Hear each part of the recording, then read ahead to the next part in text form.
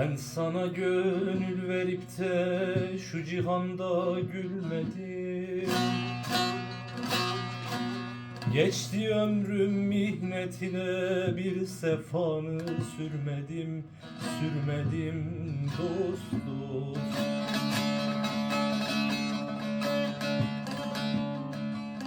Hep cefayla geçti ömrüm, bir demini sürmedim, sürmedim yar yar. Beddua bilmem güzel Mevla'ya saldım ben seni. Beddua bilmem güzel Mevla'ya saldım ben seni. Dost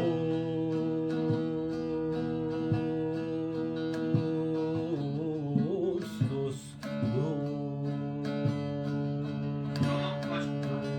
dost dost.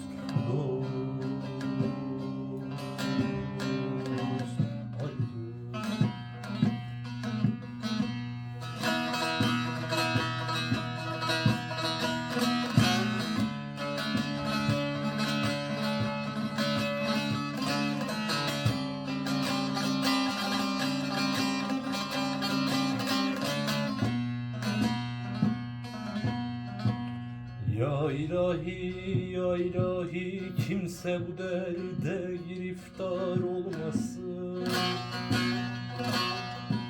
Ağrasın derdine derman bulmasın, bulmasın yar yar.